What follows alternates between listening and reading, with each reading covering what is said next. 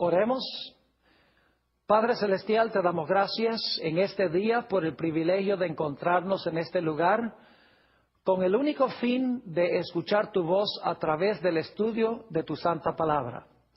Pedimos, Padre, la conducción de tu Espíritu Santo y te damos gracias por escuchar nuestra oración, porque te lo pedimos en el precioso nombre de tu Hijo, Cristo Jesús. Amén. Para comenzar nuestro estudio de hoy, quiero hacer un repaso de un capítulo profético muy importante de la Sagrada Escritura. Me refiero específicamente a Daniel, el capítulo 7. Y el repaso lo voy a hacer rápido porque quiero especialmente llegar a un poder que se conoce como el cuerno pequeño. En Daniel, el capítulo 7, tenemos varias bestias. La primera bestia es un león, que representa el reino de Babilonia. Luego tenemos un oso. El oso representa el reino de los medos y los persas. Luego tenemos un leopardo. El leopardo representa el reino de Grecia. Luego tenemos una cuarta bestia, espantosa y terrible. Esto se halla en el capítulo 7 y el versículo 23. Esta cuarta bestia representa al Imperio Romano. Y luego entonces dice la Biblia que en la cabeza de este dragón, de este cuarto animal, surgen 10 cuernos que representan las 10 divisiones del Imperio Romano. Y luego llegamos al momento cuando se manifiesta el cuerno pequeño. Quiero específicamente leer con ustedes Daniel, el capítulo 7, y los versículos 23 y 24 para captar el contexto. Dice allí, en el versículo 23, dijo así: la cuarta bestia será un cuarto reino en la tierra, el cual será diferente de todos los otros reinos, y a toda la tierra devorará, trillará y despedazará. Este es el Imperio Romano. Luego noten el versículo 24. Y los 10 cuernos significan que de aquel reino se levantarán 10 reyes o reinos. Es decir, de Roma se iban a levantar 10 reyes o reinos. Y esto sucedió precisamente cuando el Imperio Romano fue dividido como resultado de las invasiones de las tribus bárbaras. En realidad, esto sucedió para el año 476 después de Cristo. Y luego notamos en el versículo 24 que surge otro poder de la cabeza de esta cuarta bestia. Nuevamente el versículo 24. Y los 10 cuernos significan que de aquel reino se levantarán 10 reyes y tras ellos se levantará otro, el cual será diferente de los primeros y a 3 reyes derribará. Así que tenemos la cuarta bestia, luego la cuarta bestia, le surgen 10 cuernos y luego en medio de los 10 un cuerno pequeño. Cuarta bestia es Roma. Los 10 cuernos son las divisiones de Roma que se completaron en el año 476 y luego tenemos el cuerno pequeño. Noten que el cuerno pequeño, según el versículo 25, gobierna cierto periodo de tiempo. Noten Daniel 7 y el versículo 25. Y recuerden específicamente los puntos claves porque volveremos a ellos después. Dice, y hablará palabras contra el Altísimo. Recuerden eso. El cuerno pequeño habla palabras contra el Altísimo. Y a los santos del Altísimo quebrantará. Es decir, persigue al pueblo de Dios. Y luego dice, y pensará en cambiar los tiempos y la ley. Y entonces nos dice cuál será su periodo de dominio, cuando declara en la última parte del versículo 25, y serán entregados en su mano hasta tiempos y la mitad de un tiempo. Queremos hacernos algunas preguntas en cuanto a Daniel 7 y el versículo 25. Primero, ¿qué representa el cuerno pequeño? Segundo, ¿qué significa cambiar los tiempos y la ley? Ahora, debo decirles que en las profecías un día equivale a un año. Así que 3 tiempos y medio, 3 años y medio, multiplicados por 360 días cada año, que es el año profético de la Biblia, nos da 1260 días o 1260 años. Es decir, el cuerno pequeño iba a gobernar 1260 años, iba a hablar palabras grandes contra el Altísimo, iba a perseguir los santos del Altísimo e iba a pensar o intentar cambiar los tiempos y la ley. Ahora, mirando la historia, no cabe duda alguna de que este cuerno pequeño representa otra Roma, porque sale de la cabeza de la cuarta bestia que representa Roma. Es decir, este cuerno pequeño que gobernó 1260 años representa a Roma papal o al papado. Ahora, queremos estudiar qué significa el cambio de los tiempos y la ley. Para hacerlo, quiero invitarles que regresen conmigo a Daniel el capítulo 2 y el versículo 21. Daniel 2 y el versículo 21. En este versículo se nos dice que Dios hace tres cosas. Muy importante recordar estas tres cosas. Dice allí en Daniel 2 y el versículo 21, hablando del Señor, Él muda, se podría decir cambia también, Él muda o cambia los tiempos y las edades. Segundo, quita reyes y pone reyes. Tercero, da sabiduría a los sabios y la ciencia a los entendidos. Dios hace tres cosas. Uno, muda o cambia los tiempos y las edades. Segundo, quita reyes y pone reyes. Y en tercer lugar, da la sabiduría a los sabios y la ciencia a los entendidos. Ahora, lo que quiero que notemos es que estas tres ideas que acabo de compartir, el hecho de que Dios muda los tiempos y las oportunidades, el hecho de que Dios quita y pone reyes, y el hecho de que Dios da sabiduría a los sabios, estas tres ideas se desarrollan luego en el capítulo 2 y el capítulo 3 en forma práctica. Quiero que noten el desarrollo de estas tres ideas, pero no en el orden en que aparecen en el versículo 21, sino en orden inverso. Es decir, se van a desarrollar no en el orden de que Dios cambia los tiempos y las edades, quita reyes y pone reyes y da sabiduría a los sabios, sino cuando se desarrollan las ideas, empieza con el hecho de que Dios da sabiduría a los sabios, luego continúa hablando de que Dios quita y pone reyes y luego termina hablando del hecho de que Dios cambia los tiempos y las oportunidades. Noten Daniel, el capítulo 2 y el versículo 23, cómo se desarrollan estas tres ideas en orden inverso en el resto del capítulo 2 y en el capítulo 3. Daniel, el capítulo 2 y el versículo 23 nos dice lo siguiente en cuanto al sueño que recibió el rey Nabucodonosor. Dios le mostró el sueño luego a Daniel. Daniel, el capítulo 2 y el versículo 23, cuando Dios le ha revelado el sueño a Daniel, encontramos que Daniel habla estas palabras. A ti, oh Dios de mis padres, te doy gracias y te alabo, porque me has dado, fíjense esto, porque me has dado sabiduría y fuerza, y ahora me has revelado lo que te pedimos, pues nos has dado a conocer el asunto del rey. Noten entonces la tercera idea que mencionamos en Daniel 2:21 se desarrolla aquí en el versículo 23, donde nos dice que Dios dio sabiduría a Daniel para saber el sueño y lo que representaba el sueño. Ahora, noten cómo se desarrolla la segunda idea, el hecho de que Dios pone y quita reyes. Daniel, el capítulo 2 y el versículo 37 y 38.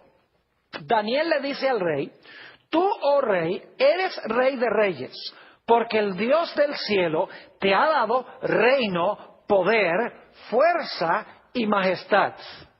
Y donde quiera que habitan hijos de hombres, bestias del campo y aves del cielo, Él los ha entregado en tu mano y te ha dado el dominio sobre todo. Tú eres aquella cabeza de oro. Noten que Dios dice a través de Daniel al rey que Dios fue el que lo colocó para gobernar sobre Babilonia. es un ejemplo de que Dios pone reyes y quita reyes. Ahora, ¿qué diríamos de la tercera idea? El hecho de que Dios cambia los tiempos y las oportunidades, o los tiempos y las edades, como dice aquí. Esta idea se halla desarrollada en Daniel, el capítulo 3. Allí encontramos en Daniel 3 que el rey Nabucodonosor levanta una gigantesca estatua que mide 60 codos de alto y 6 codos de ancho.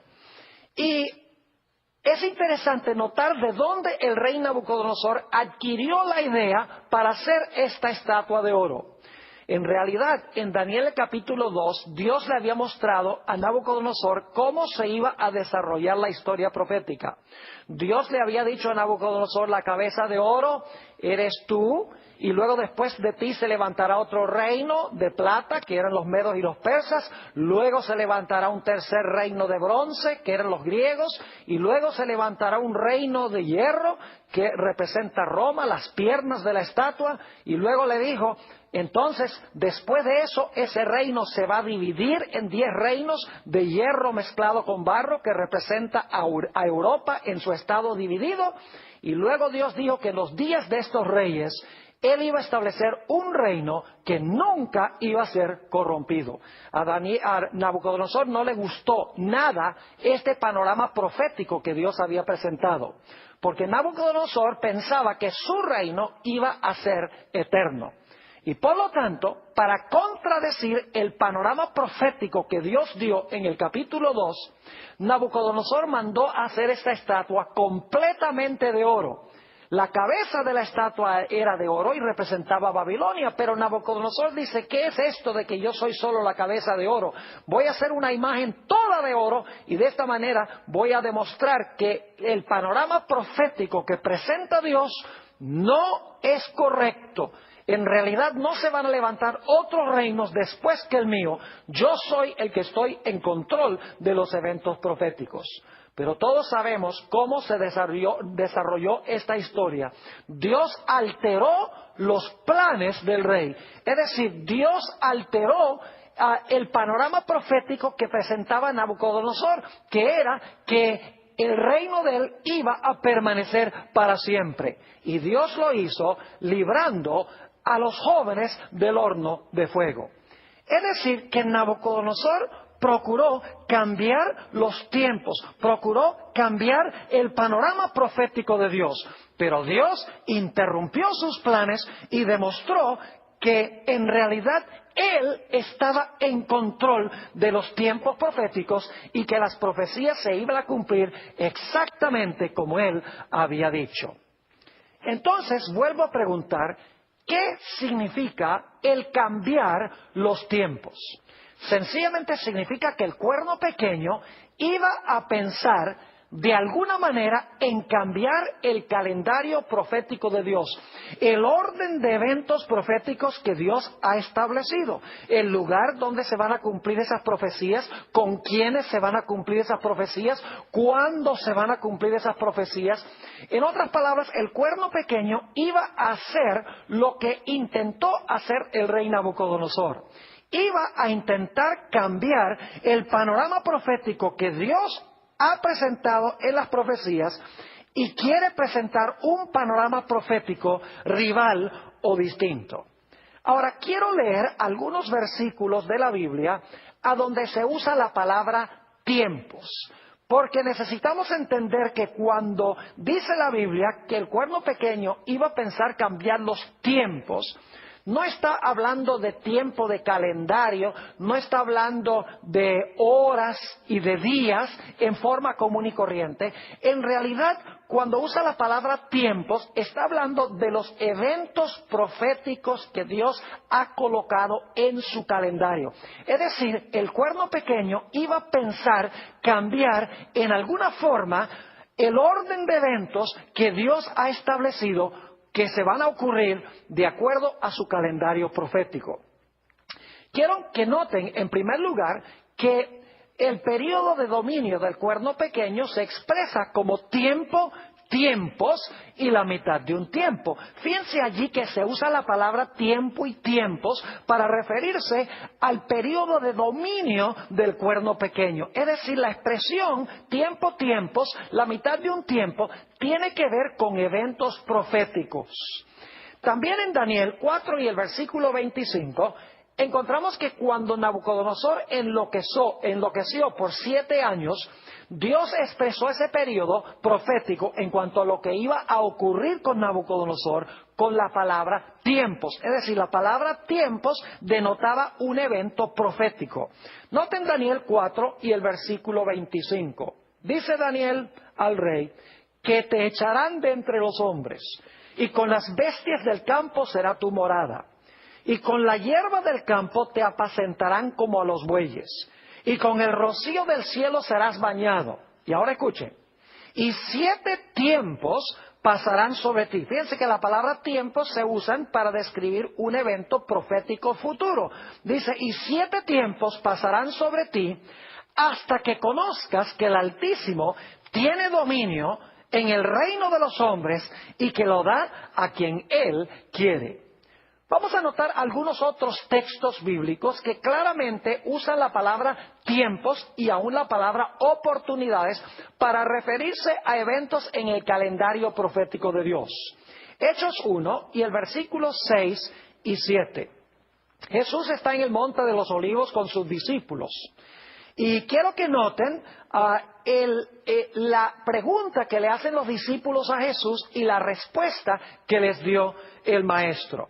Dice en Hechos 1 y el versículo 6, entonces los que se habían reunido le preguntaron diciendo, Señor, ¿restaurarás el reino a Israel en este tiempo? Es decir, ha llegado el momento en el calendario profético de Dios para establecer el reino con Israel.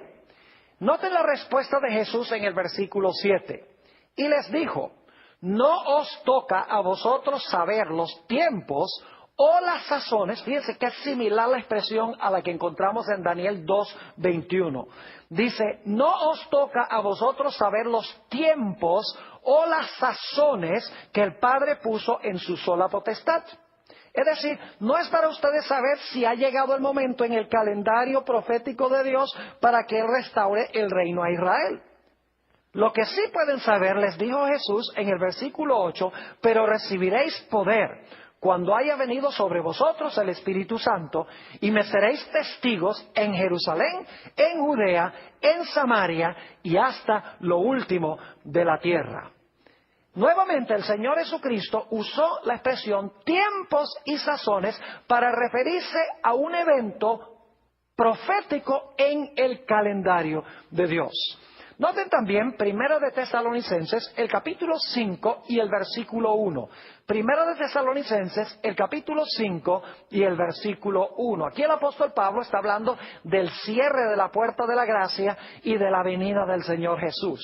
Dice el apóstol Pablo, pero acerca de los tiempos, aquí está otra vez, acerca de los tiempos y las ocasiones, no tenéis necesidad, hermanos, de que yo os escriba. Y luego procede a hablar de la venida de Jesús para cerrar la puerta de la gracia como la venida del ladrón en la noche.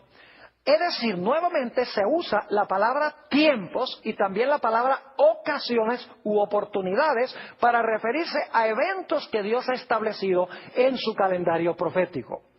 También vamos a notar Hechos el capítulo 3 y el versículo 19 hasta el versículo 21. Hechos 3, 19 al 21. Dice aquí el apóstol Pedro en el día del Pentecostés, así que arrepentíos y convertíos, para que sean borrados vuestros pecados, para que vengan de la presencia del Señor tiempos de refrigerio. Fíjense que está hablando del derramamiento final del Espíritu Santo en la historia del mundo y se refiere a este evento con la expresión tiempos de refrigerio.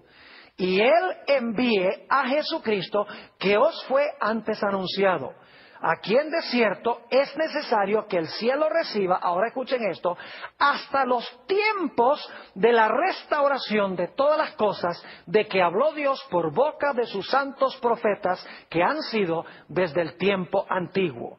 Nuevamente, 2 veces en estos versículos se usa la palabra tiempos para referirse a eventos en el calendario profético de Dios.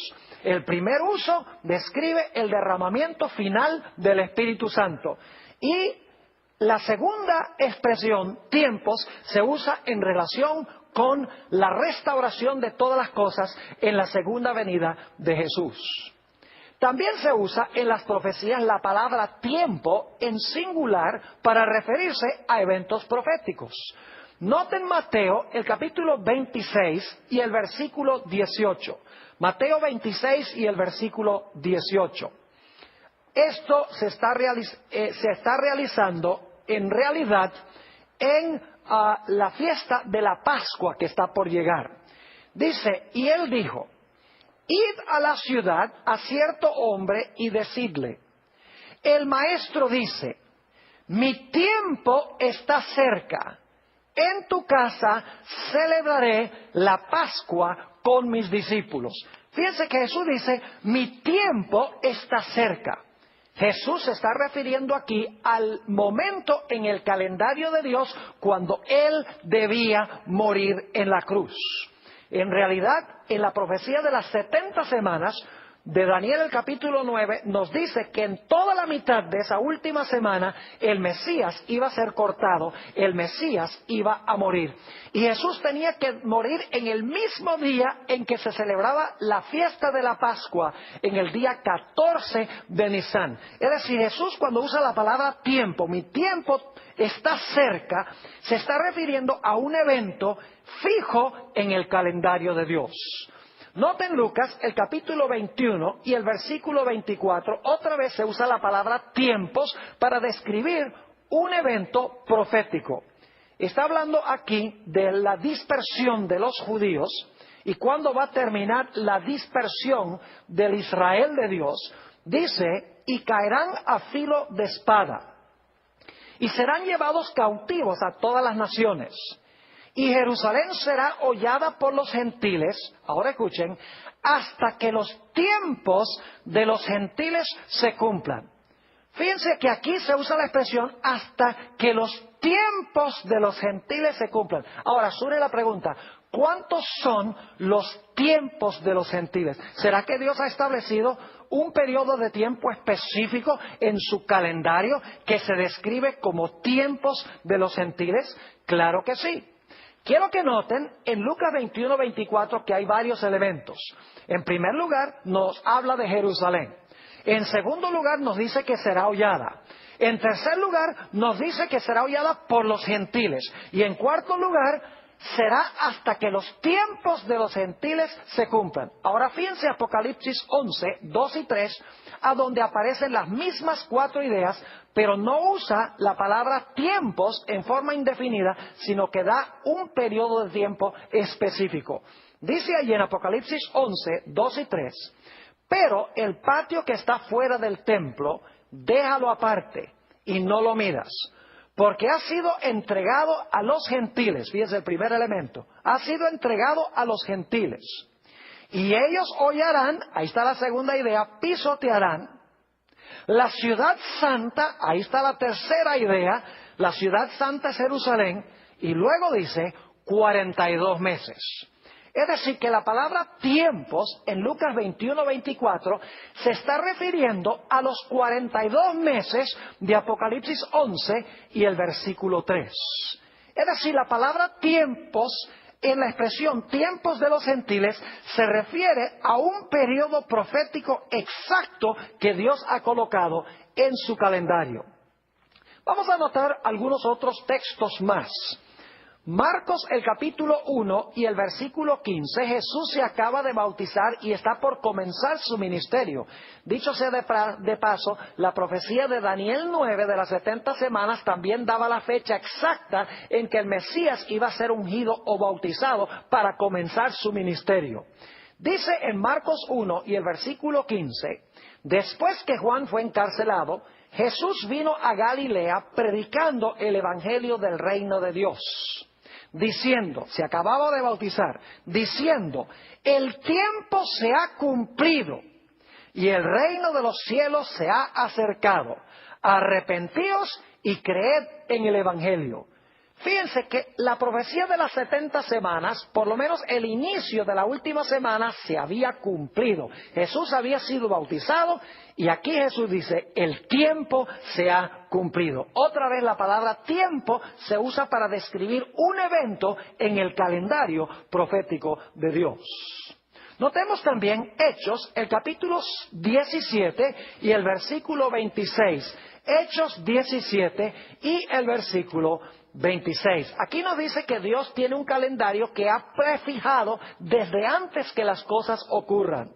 Dice el apóstol Pablo, hablando a los filósofos en Grecia, y de una sangre ha hecho todo el linaje de los hombres para que habiten sobre toda la faz de la tierra, y les ha, noten esto, les ha prefijado el orden de los tiempos y los límites de su habitación. Noten también Gálatas, el capítulo 4 y el versículo 4. Vez tras vez, mis amigos, la palabra tiempos y el singular tiempo se refiere a eventos en el calendario profético de Dios. Dice en Gálatas 4 y el versículo 4, pero cuando vino el cumplimiento del tiempo, es decir, cuando vino el momento en el calendario de Dios preciso, Dios envió a su Hijo, nacido de mujer y nacido bajo la ley. Nuevamente nos habla del cumplimiento del tiempo, un evento específico en el calendario profético de Dios.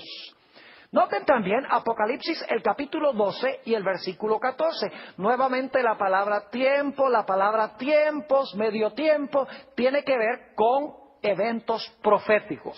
Dice allí en Apocalipsis 12 y el versículo 14, hablando de la iglesia perseguida durante la Edad Media, y se le dieron a la mujer las dos alas de gran águila, para que volase de delante de la serpiente al desierto, a su lugar, donde es sustentada por un tiempo y tiempos y la mitad de un tiempo. Noten otra vez que las palabras tiempo, tiempos, medio tiempo, se refiere al poder, al tiempo del dominio del poder papal, del poder del cuerno pequeño, cuando la iglesia de Dios iba a huir al desierto, según dice aquí. Leamos, aunque sea, un texto más que usa la palabra tiempo para referirse a eventos proféticos de Dios. En Apocalipsis 10:6 nos está hablando del hecho de que ya iban a concluir los tiempos proféticos. Es decir, no hay ninguna profecía de tiempo en la Biblia que aún se cumple después de lo que se describe en Apocalipsis 10 y el versículo 6.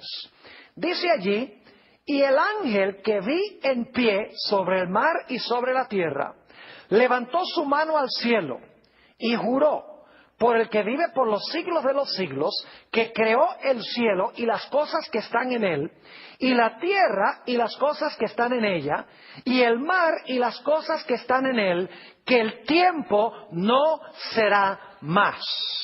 Ahora, esto no puede estar refiriéndose al fin de la historia, cuando dice que el tiempo no será más.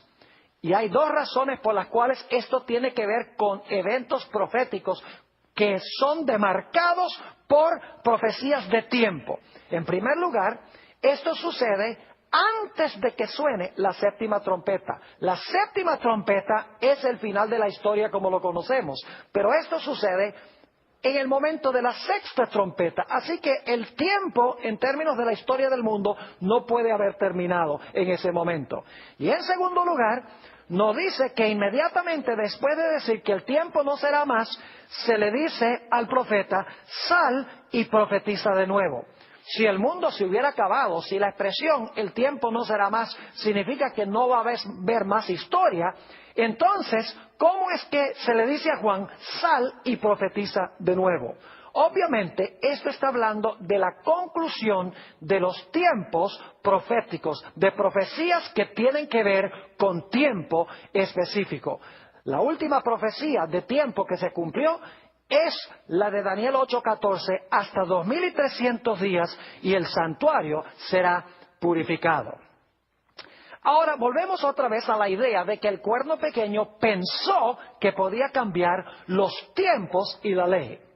Si el cuerno pequeño es un símbolo del papado y el desarrollo de las naciones de Daniel 7 indican de que representa el papado, porque tenemos a Babilonia, Medo-Persia, Grecia, el Imperio Romano, Roma se divide en 10, luego entonces sale el cuerno pequeño, gobierna 1260 años en lo que antes había sido el Imperio Romano. No cabe duda que el cuerno pequeño representa el poder papal. Entonces, en alguna forma, el poder papal durante el periodo de la Edad Media iba a intentar de alguna manera cambiar los tiempos, es decir, el calendario de eventos proféticos de Dios. ¿Con quién se iban a cumplir las profecías? ¿A dónde se iban a cumplir las profecías? ¿Y en qué manera se iban a cumplir esas profecías? La pregunta es, ¿intentó Roma papal cambiar los tiempos, es decir, cambiar el panorama profético de Dios?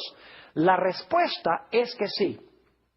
No tengo mucho tiempo para describir lo que pasó en la Reforma Protestante, pero la Reforma Protestante, iniciada, según los historiadores, por Martín Lutero, empezó a estudiar estas profecías de Daniel 7, de Apocalipsis 17, segunda de Tesalonicenses 2, y apuntaron el dedo hacia la Iglesia romana como el cumplimiento de estas profecías. Porque ciertamente el papado persiguió a los santos de Dios, habló palabras contra el Altísimo. En realidad Apocalipsis dice que habló blasfemias contra el Altísimo. Y blasfemia, según la Biblia, es cuando un mero hombre profesa tener poder para perdonar pecados y cuando un hombre en la tierra se proclama Dios.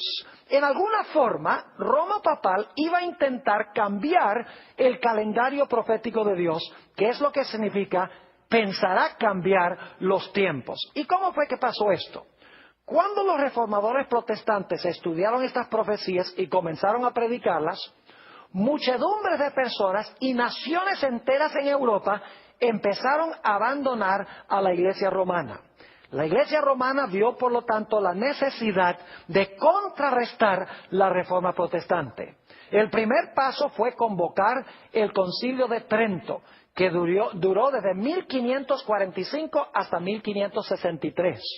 Pero de alguna forma había que revocar la forma en que los protestantes interpretaban las profecías, porque ellos seguían la secuencia: Babilonia, Medo-Persia, Grecia, el Imperio Romano dividido, luego entonces el cuerno pequeño que iba a gobernar más de 1000 años, y ellos estaban viviendo durante ese periodo. De alguna manera había que ofrecer una interpretación distinta que la interpretación que estaban dando los reformadores protestantes.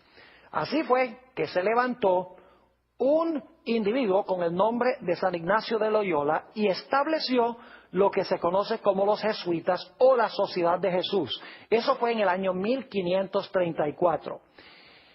San Ignacio de Loyola expresó claramente que su intención era establecer esta sociedad para contrarrestar la Reforma protestante y para extirparla de la existencia. De los jesuitas salieron dos teólogos que dieron una interpretación diferente a las profecías que estaban dando los reformadores protestantes. El primero de estos se llamó Luis de Alcázar. Luis de Alcázar escribió un libro a donde decía: no, esta profecía del cuerno pequeño de Daniel el capítulo 7 y esta profecía de la bestia no tiene nada que ver con Roma papal. Él dijo, esta profecía del cuerno pequeño se cumplió en el Antiguo Testamento con un personaje que se llama Antíoco Epífanes. Desacró el templo judío, persiguió a los judíos, sacrificó un cerdo sobre el altar y gobernó más o menos 3 años, algo más de 3 años, pero bueno, como son 3 años, 3 y medio, en realidad no interesa. Es suficientemente aproximado como para cumplirse la profecía del cuerno pequeño. Es decir, decía que el cuerno pequeño no era Roma papal, sino que era Antíoco Epífanes quien se levantó aún antes que Cristo naciera. Y luego dijo, la bestia de Apocalipsis, el capítulo 13, no representa el papado, sino que la bestia representa en realidad a los emperadores romanos y específicamente a Nerón. Así que si el cuerno pequeño se cumplió en el Antiguo Testamento y si la bestia se cumplió durante el tiempo de los emperadores romanos, entonces el cuerno pequeño no tiene nada que ver con nuestra iglesia, no tiene nada que ver con Roma papal. Luego se levantó otro teólogo católico con el nombre de Francisco Rivera, también jesuita, y estableció una escuela de interpretación profética diferente que la preterista que había establecido Luis de Alcázar. Francisco Rivera dijo, no, la profecía del cuerno pequeño y de la bestia no se han cumplido todavía estas dos profecías. Él dijo, en realidad, estas profecías se van a cumplir en el futuro con el Israel literal. Se va a levantar un personaje que va a reconstruir el templo, se va a sentar allá en el templo en Jerusalén, va a blasfemar contra Dios, va a perseguir a los judíos y va a gobernar por 3 años y medio literales en el futuro, al final de la historia.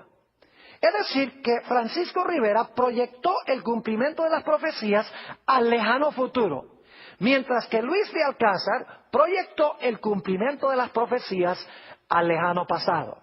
Y lo que estaban haciendo era ocultando el cumplimiento verdadero de esas profecías con el sistema al cual ellos pertenecían en ese momento. Es decir, si estas profecías del cuerno pequeño y la bestia se cumplieron en el Antiguo Testamento, se van a cumplir en el lejano futuro, entonces no tienen nada que ver con Roma papal. En realidad, lo que hicieron estos dos teólogos fue cambiar el calendario profético de Dios.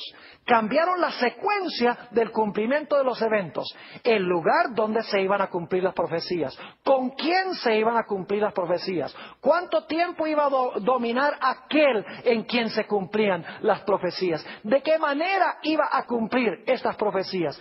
Todo esto lo ocultó proyectando el cumplimiento al futuro o al pasado. De esa manera nadie podía ver que estas profecías se estaban cumpliendo en aquella época. Pero Dios profetizó que cuando llegara este tiempo a su fin, el tiempos y la mitad de un tiempo, Dios iba a levantar a un pueblo que iba a contrarrestar estas dos cosas que intentó cambiar el cuerno pequeño. Noten Apocalipsis, el capítulo 12 y el versículo 17. Apocalipsis, el capítulo 12 y el versículo 17. El contexto indica que este versículo se está cumpliendo inmediatamente después del versículo 14 al 16, donde habla de los 1260 días o los 1260 años. Es decir, apenas terminan los 1260 años, se cumple este versículo que voy a leer. Dice allí, en Apocalipsis 12:17, entonces el dragón se llenó de ira contra la mujer. El dragón es Satanás, la mujer representa a la iglesia. Y se fue a hacer guerra contra el resto de la descendencia de ella. Y ahora noten las dos características. Los que guardan los mandamientos de Dios y tienen el testimonio de Jesucristo. ¿Qué dos cosas intentó hacer el cuerno pequeño? Pensó que podía cambiar los tiempos y la ley. Al final de este periodo dice que Dios levanta a un pueblo contra el cual Satanás está enojado y guardan los mandamientos de Dios y tienen el testimonio de Jesucristo. Antes de seguir comentando sobre esto, debo decirles que la Iglesia romana también hizo el intento de cambiar la santa ley de Dios. Si ustedes van a una Biblia católica, van a encontrar que en Éxodo 20 y el versículo 8 al 11 dice que el séptimo día es el sábado de Jehová. Es decir, la misma Biblia católica dice que el sábado es el día de reposo. Y van a encontrar también en el segundo mandamiento que dice que no debemos hacer imágenes ni debemos inclinarnos ante esas imágenes.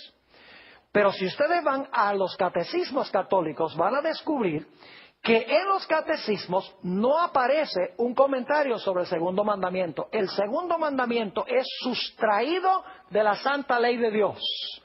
Y claro, cuando uno saca el segundo mandamiento, uno queda nada más con 9. Así que la Iglesia romana lo que hace es sacar el segundo. Esto es en los catecismos, no en la Biblia, porque en la Biblia está el mandamiento sobre las imágenes. Pero en los catecismos sacan el segundo mandamiento y para quedar con 10, dividen el 10º mandamiento en 2. No codiciarás los bienes de tu prójimo y no codiciarás la mujer de tu prójimo. Pero también en los catecismos dice que el mandamiento del sábado sencillamente significa santificar las fiestas. En realidad, el cuarto mandamiento dice que el séptimo día es sábado de Jehová tu Dios. La Iglesia Católica ha profesado tener el poder para cambiar el día de reposo. Por eso guardan el domingo en vez del sábado. Es decir, que la Iglesia romana pensó que podía cambiar la ley de Dios, sustrayendo el segundo mandamiento en los catecismos y poniendo el domingo como día de reposo, y procuró cambiar también los tiempos proféticos de Dios, cómo se iban a cumplir las profecías, estableciendo un método de interpretación preterista y estableciendo un método de interpretación futurista.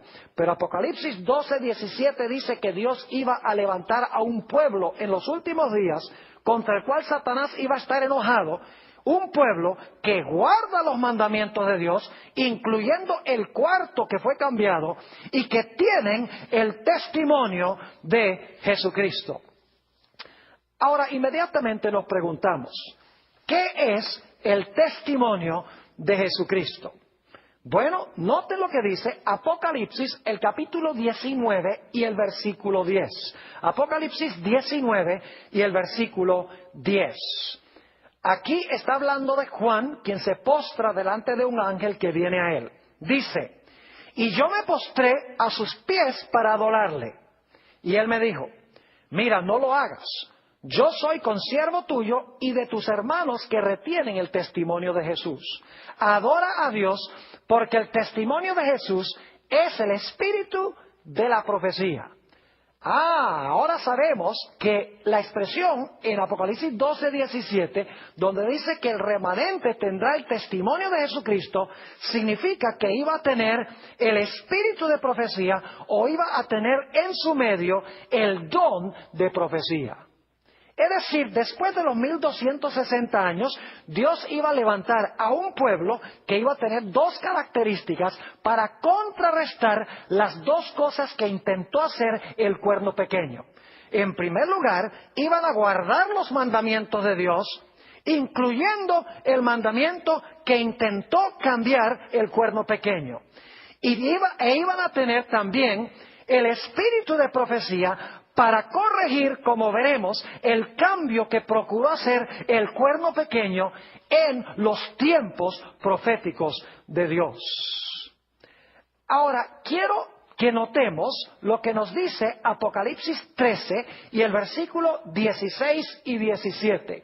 Apocalipsis 13, 16 y 17. Y debo decirles que en Apocalipsis 13 tenemos la misma secuencia que en Daniel 7. En Apocalipsis 13:2 dice que hay un león, hay un oso, hay un leopardo, hay un dragón que tiene 10 cuernos, y luego el dragón de 10 cuernos le da su autoridad a la bestia, así como de la cabeza del dragón salió un cuerno pequeño. Ahora, en Daniel 7, el énfasis es que durante los 1260 años, el cuerno pequeño iba a intentar cambiar los tiempos proféticos de Dios, el calendario profético de Dios, e iba a intentar cambiar la ley de Dios. Pero en el libro de Apocalipsis, el énfasis recae en lo que va a suceder en el futuro. Es decir, el cambio que hizo en la ley de Dios y el cambio en el calendario profético de Dios, en el tiempo del fin se iba a levantar para intentar cambiar eso, no solamente en Europa, sino a nivel global. Note lo que dice Apocalipsis 13, 16 y 17.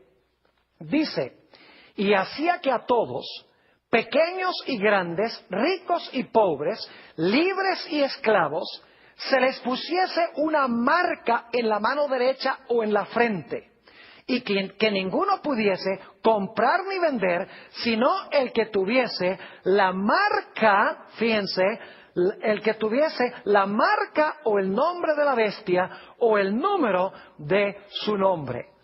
Es decir, que esta bestia de Apocalipsis 13 iba a imponer la marca de la bestia. Ahora, ¿qué es la marca de la bestia?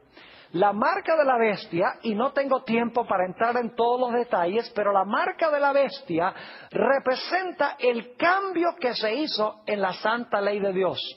La Iglesia Romana dice, el cambio del día de reposo es nuestra marca de autoridad. Porque si nosotros podemos cambiar la ley de Dios, significa que el poder nuestro no es solamente humano, sino que nuestro poder también es divino.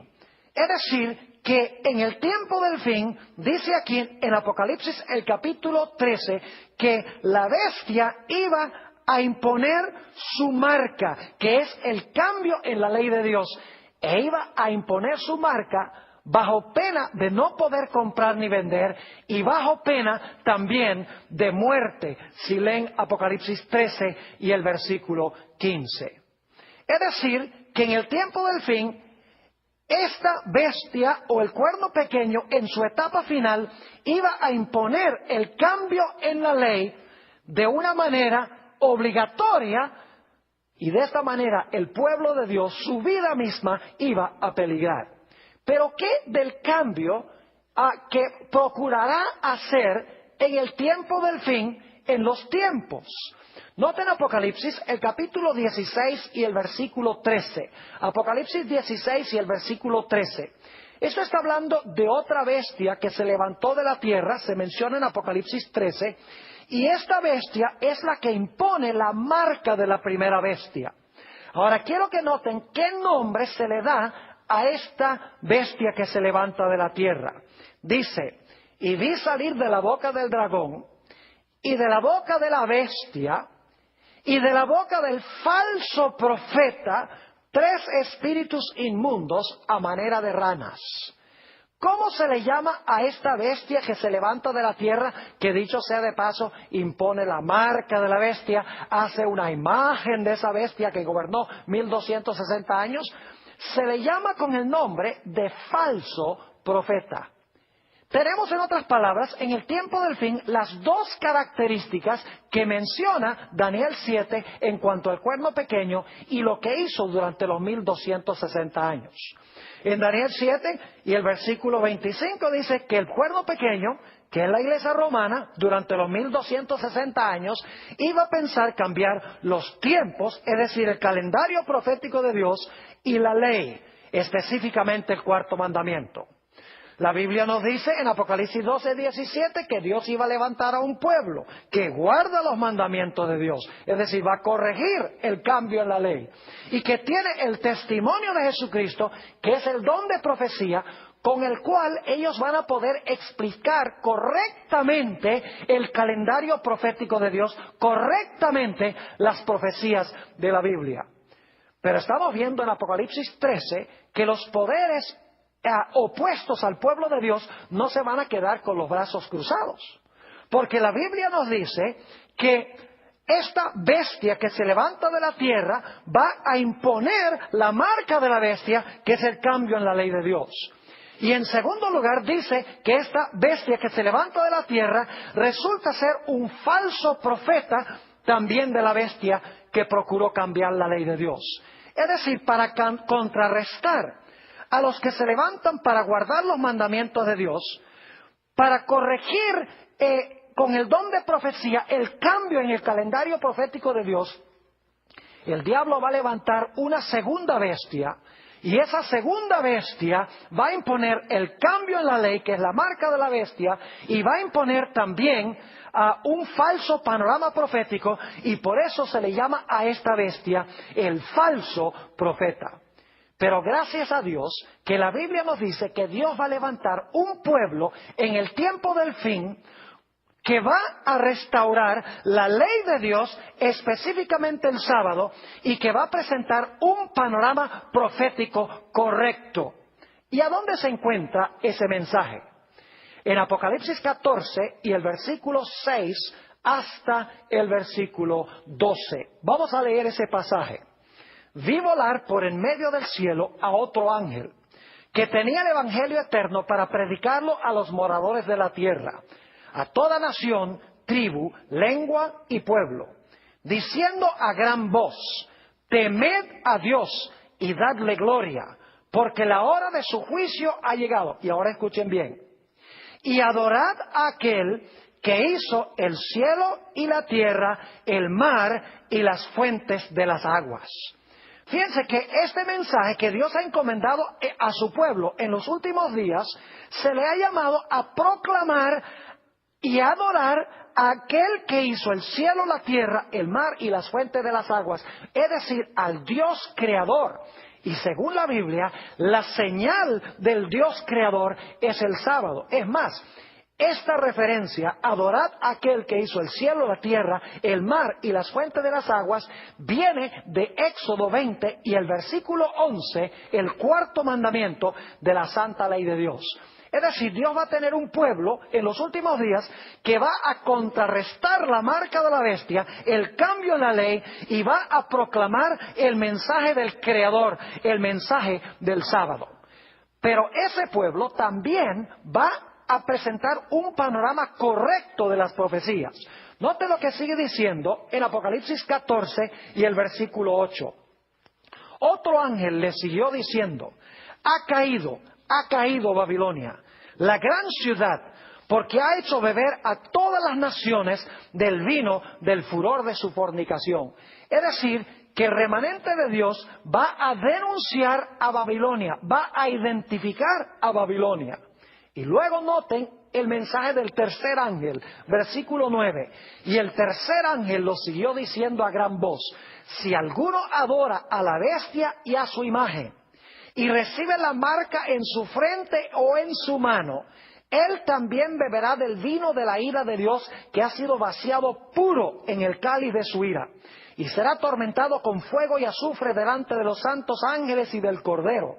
Y el humo de su tormento sube por los siglos de los siglos, y no tienen reposo de día ni de noche los que adoran a la bestia y a su imagen, ni nadie que reciba la marca de su nombre. Y luego en contraste dice: aquí está la paciencia de los santos, los que guardan los mandamientos de Dios y la fe de Jesús. Mis queridos amigos, el mensaje del tercer ángel nos dice que debemos predicar en contra de la bestia, debemos proclamar en contra de su imagen y debemos proclamar en contra de su marca. Pero para eso necesitamos saber quién es la bestia, qué es su imagen y qué es su marca. Es decir, necesitamos tener el panorama profético correcto para identificar a estos poderes en la historia. Es decir, Dios va a levantar a un pueblo que corrige el cambio que se hizo en la ley, un pueblo que va a tener el testimonio de Jesucristo, va a tener el don de profecía para corregir el cambio que hizo el papado en el calendario profético de Dios. Yo quiero decirles que solo hay un pueblo en el mundo que cuadra con estas dos características. Y es la Iglesia Adventista del Séptimo Día. No significa que no hay hijos sinceros de Dios en todas las iglesias. Hay verdaderos hijos de Dios en todas las iglesias.